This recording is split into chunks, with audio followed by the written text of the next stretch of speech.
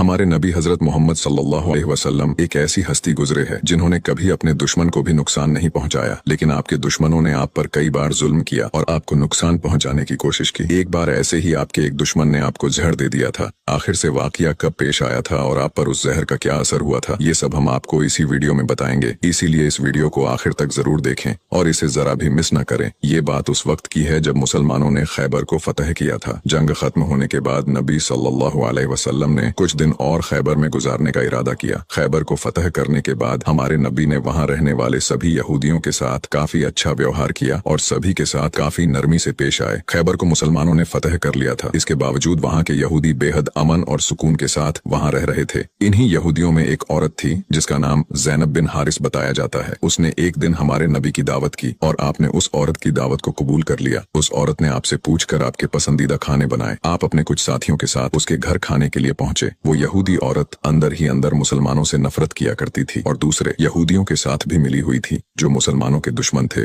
उस औरत ने खाने में पेश होने वाले बकरी के गोश्त में जहर मिला दिया था। जब जहर से भरे उस गोश्त को आपके सामने पेश किया गया और आपने खाने के लिए एक निवाला उठाया और अपने मुंह में रखा तो आप समझ गए कि इसमें जहर मिला हुआ है। आपने तुरंत अपने साथियों को खाना खाने से रोक दिया और कहा कि इसमें जहर मिला हुआ है, लेकिन अफसोस के आपके कुछ साथी उस वक्त तक कुछ गोश्त खा चुके थे जिसकी वजह से उनकी शहादत हो गई। कहा जाता है कि जहर के बारे में हमारे नबी को उस जहर की बोटी ने ही खबरदार किया था। इस वाक़ये के बाद उस औरत के साथ साथ उसके सभी साथियों से पूछताछ की गई तो उन्होंने न सिर्फ अपना गुनाह कबूल किया बल्कि ये भी कहा कि हमने आपके साथ ये इसलिए किया क्योंकि हम ये देखना चाहते थे कि आप अल्लाह के सच्चे नबी हैं या नहीं। अगर आप अल्लाह के सच्चे नबी हैं तो इस जहर का आप पर असर नहीं होगा और अगर आप अल्लाह के नबी नहीं हैं तो हमें आपसे छुटकारा मिलेगा। ये बात तो सब जानते हैं कि हमारे नबी ने कभी किसी से बदला नहीं लिया, जबकि आप पर कई बार बहुत जुल्म किया गया जिसके बारे में कोई सोच भी नहीं सकता। लेकिन जब उस जहर की वजह से आपके सहाबा की शहादत हुई थी तो कानून के मुताबिक उस औरत को भी कत्ल कर दिया गया। लेकिन कुछ रिवायतों में आता है कि उस औरत ने खुदकुशी कर ली थी। वही कुछ रिवायतों में कहा जाता है कि उस औरत को माफ कर दिया गया था। इस बारे में कई मुफस्सरीन अपनी अलग अलग राय रखते हैं। एक हदीस में हजरत आयशा फरमाती है कि जब नबी सल्लल्लाहु अलैहि वसल्लम की जिंदगी के आखिरी दिन चल रहे थे और आप बीमार रहा करते थे, उस समय आप कहा करते थे कि खैबर में जो मैंने जहर से मिले हुए गोश्त का टुकड़ा खाया था उसका दर्द मैं आज भी महसूस कर सकता हूँ। ये बात कई किताबों से साबित है कि उस जहर का असर हमारे नबी के आखिरी दिनों में देखा गया था और इसी जहर के असर ने आपकी वफात में एक अहम किरदार अदा दिया था।